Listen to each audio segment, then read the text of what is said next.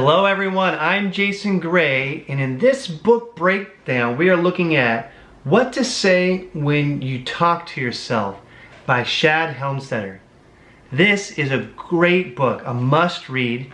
Over the last 3, 4, 5 years, my journey of growing as a leader, as a business person, and really looking up to people and getting mentorship. This book has been on almost everyone's list. But for some reason I put it at the bottom of mine. So finally got around to it, and I gotta say, wow. I've known some of these concepts for a while, but haven't always implemented it. But reading this book and how powerful it is, and now things coming full circle and starting to implement these things more, I definitely see how effective it is. So I recommend this book to anyone who just wants to do better in any areas of their life. So this is a great book.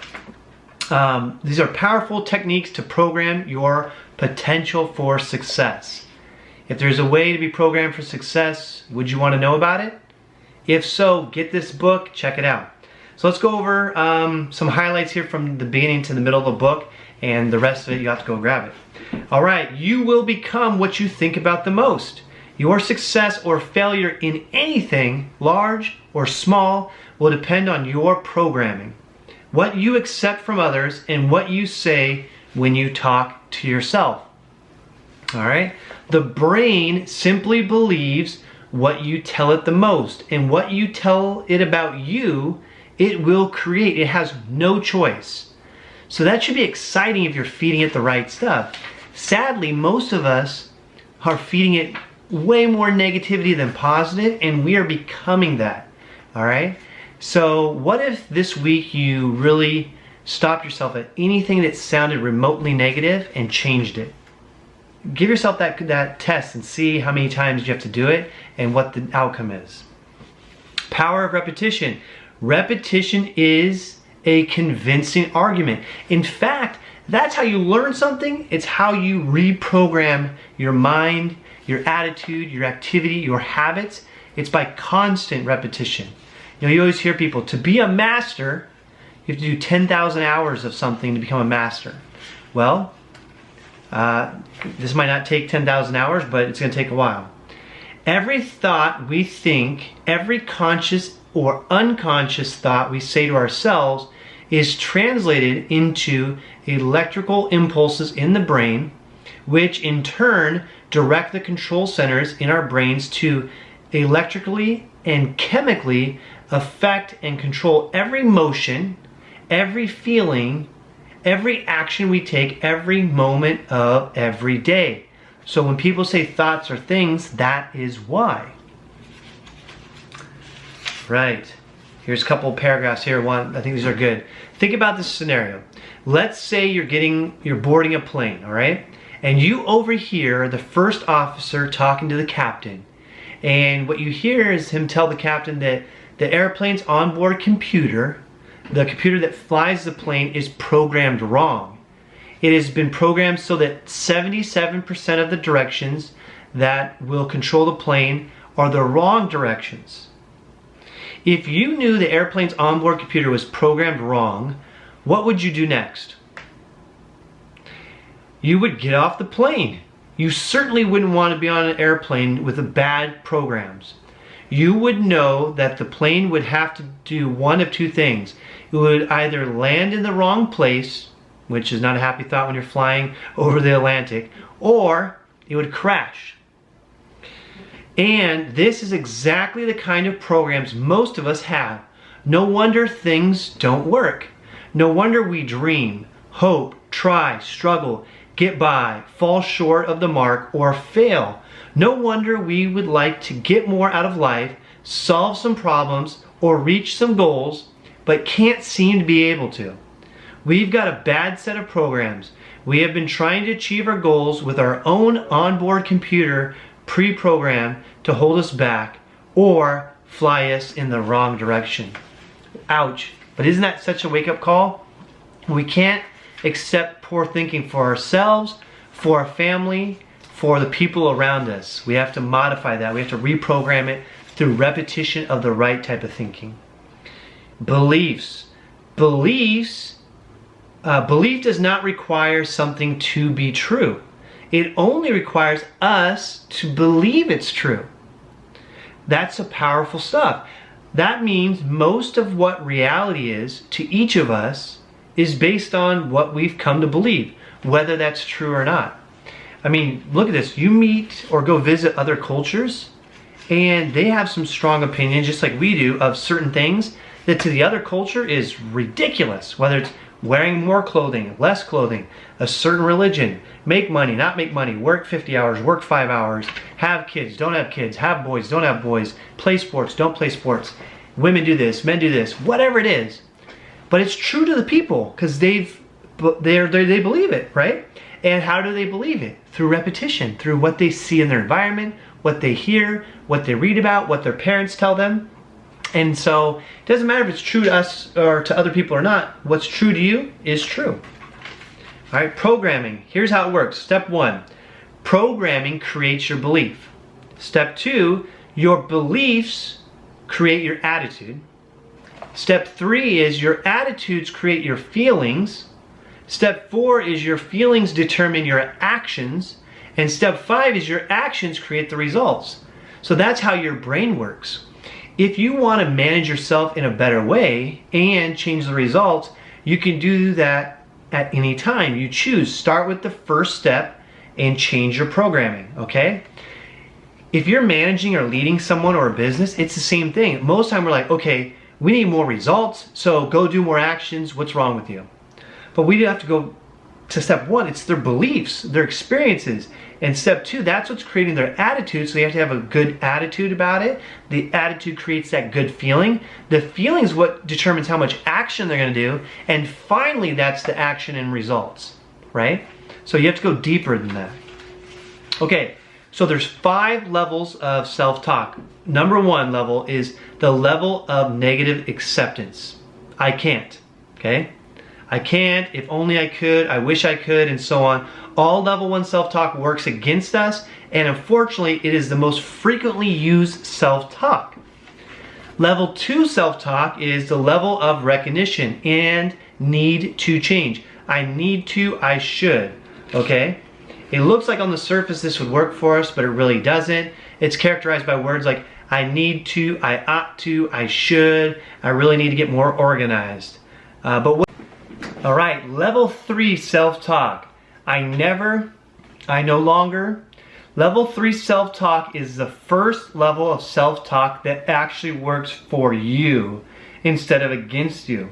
In this level, you recognize the need to change, but you also make the decision to do something about it, and you state the decision in present tense, as though the change has already taken place.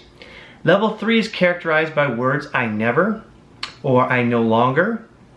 In this level, you say, I no longer have a problem dealing with people at work. I never eat more than I should. I never get upset in traffic. I no longer put off doing anything I want to get done. When you move to level 3, you are automatically beginning to rephrase old negative cannots, putting them behind you and stating them in a new positive way that tells your subconscious mind to wake up, get moving, and make that change. When you begin to practice the new self-talk for yourself, you will find that you will need to use level 3 self-talk only on those occasions when you are working at effecting a specific change. Let's use the example of someone who smokes, but who really wants to quit. If you have been a smoker and you want to quit, you may want to try this yourself. Let's say that you smoke, but you finally decide you want to stop smoking for good. So you begin using level 3 self-talk. You say to yourself, I never smoke. I no longer enjoy smoking and I have quit. You use your self-talk silently to yourself, but you also say it out loud, even when you are with other people. Until now, when you felt like lighting a cigarette, you would simply do so. Think nothing about it and say nothing about it. But now, when you light a cigarette, you say out loud, I never smoke. The first thing that will happen is that if you say those words in front of someone else while you're lighting a cigarette, your friends are going to think that you're a little strange. But you continue to say the words both to yourself and out loud, and for a while you continue to smoke just as you have become conditioned to smoking, but you also continue to give yourself new self-talk, and at the same time, I never smoke, I no longer smoke, etc., etc. In not too long a time, what will happen? One day you will be lighting a cigarette and saying, I never smoke, and your subconscious mind is going to say, then what are you doing with this little white thing in your hand right now? And the end is on fire. You have been giving new programming to your subconscious, telling yourself that you no longer need to smoke, and your subconscious mind will automatically react by making sure that you no longer smoke. That's what you have started telling it to do. There is, of course, more to self-talk than just a few words.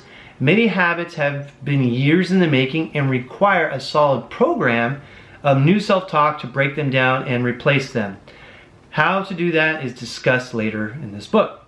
Whether the habit you are working to change is your health, your relationship, your finances, or any other issue, it doesn't make any difference that you're still living out the results of the old, outdated habit when you start telling your subconscious that you chose to change. All right, there's a little bit more on that, but get the book to find out more. Level 4 self-talk. It's the level of the better you. This is the I am statements. This is the most effective kind of self-talk we can ever use. In our self-talk vocabulary, level 4 is the kind of self-talk that is needed the most. Okay? Level 4 is needed the most. It is at this level that you are painting a completed new picture of yourself the way you really want to be, handing it to your subconscious and saying, this is the me, I want you to create it. Okay? Isn't that exciting? You can program what you want to be. Scary though, because look, if you're given the negative, you're saying, man, this is me, this is what I want to be, or this is what I'm going to be. So always positive, right? Forget all the bad programming that you've given it in the past. This is your new program. Now let's get to work at it. It's I am. I am organized and in control of my life. I am a winner. I am healthy, energetic, enthusiastic, and I am going for it. Nothing can stop me now. I like who I am. I am in tune, on top, and in touch, and going for it. I have determination, drive, and self-belief. I am living the life I choose, and I choose what's right. Isn't that powerful? Don't you just feel something when you think about statements like that? You'll notice again that this self-talk is stated in the present tense. Always keep in mind that you're stating your self-talk in the present tense. Instead of saying, I can never remember names, the level 4 self-talker automatically says, I have a great memory, people are important to me, and I am able to remember any name I choose to remember at any time. So you might feel, you're gonna feel the negative creeping in. When you feel it, stop it, boom, I am, and do the opposite, all positive. With your kids, with your team, with your business, this is the atmosphere you want, isn't it? So keep that going. Level 5, the highest self-talk, the level of universal affirmation. It is. There's another type of self-talk phrase called level 5 self-talk that, while similar to the other levels of self-talk we're discussing in practice, it's very different. This is the use of affirmations. Various forms of spiritually oriented affirmations have been practiced for many years.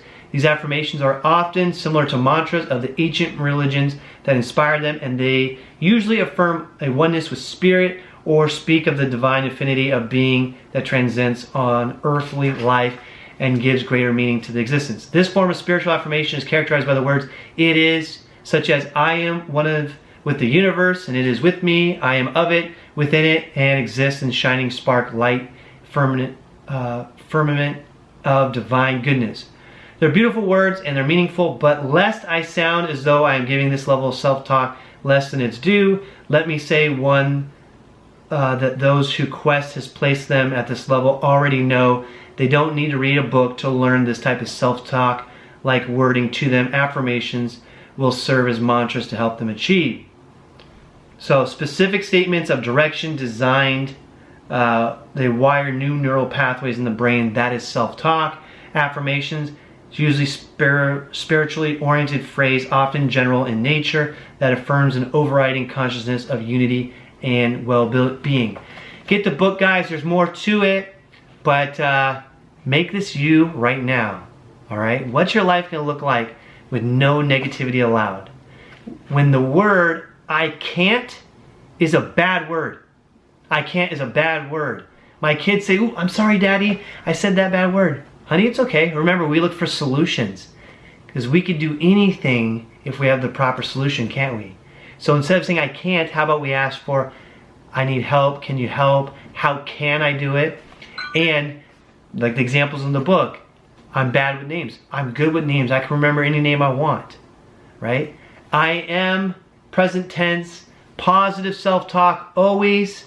Get rid of all the bad programming and watch it transform your life. Go forth and do, and join me in the pursuit of greatness.